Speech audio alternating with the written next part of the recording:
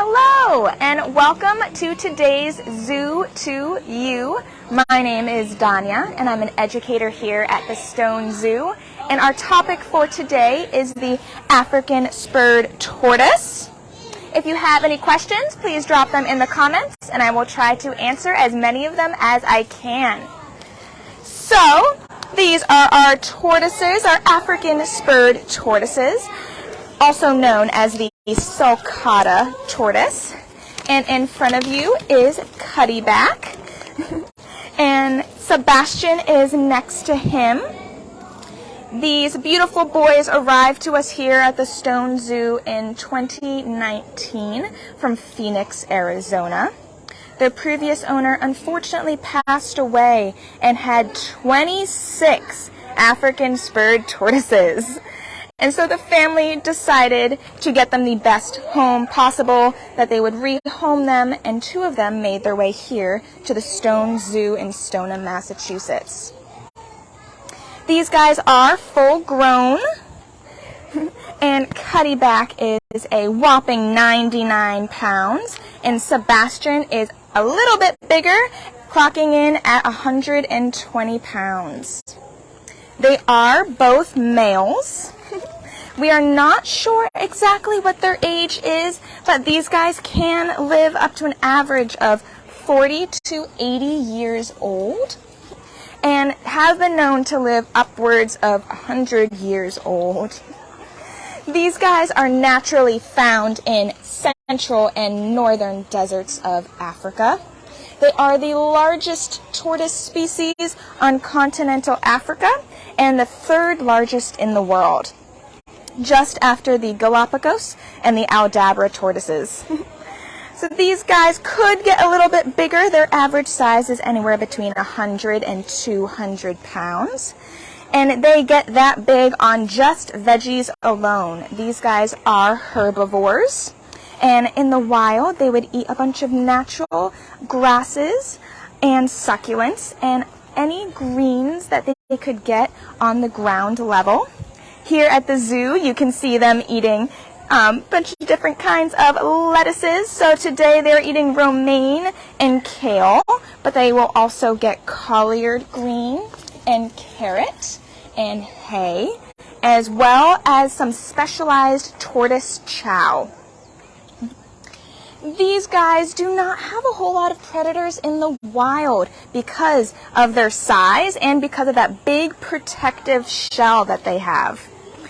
However, they do get preyed upon when they are young or when they are still eggs. So lots of carnivores on the savanna, such as birds, lizards, snakes, and small mammals such as jackals, raccoons, badger, and fox. Those are the kind of predators that young sulcata tortoises and their eggs might get eaten.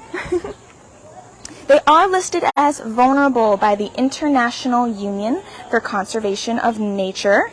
Unfortunately, their natural habitat is being destroyed, and they also fall prey to the illegal pet trade. And those are their largest threats. So make sure that if you are wanting to own a tortoise or reptile, you do your research before you buy that animal. These guys are very, very cute when they're little. However, as you can see, they grow up to be very, very big, and they need lots of space to roam, lots and lots of food. And because they are from Africa, they need a very, very warm climate and temperature to live in, as well as very specialized veterinary care. And these guys can live a very, very long time. They are not for first-time reptile owners, and that is part of the reason they live here at the Stone Zoo, because we can give them lots and lots of specialized care. And now Sebastian and Cuddyback are living very happily here at the Stone Zoo, but they are only out on exhibit while it is warm and hot during the summer. So be sure to come see them while you are still visiting this summer, because they will be moving back into a behind-the-scenes area when it does get too cold, so we can make sure that they stay nice and warm and we monitor their heat because they are naturally found in Africa where it is very, very warm. Do we have any questions? Yeah, Danya, can you remind us who is who? How do we tell these two tortoises apart? So, Cuddy Back is a little bit smaller and Sebastian is a little bit bigger. Sebastian also has that little bit of flaring at the very opening of his big beautiful shell. And we had a question from Tori who asked, what is their favorite thing to eat? Their favorite thing to eat is probably the kale and greens that I am giving them right now. It is definitely their favorite part of their diet. They also love the carrot and the romaine. That is probably the big hitters in their diet that they get daily. And are African spur-thighed tortoises in danger?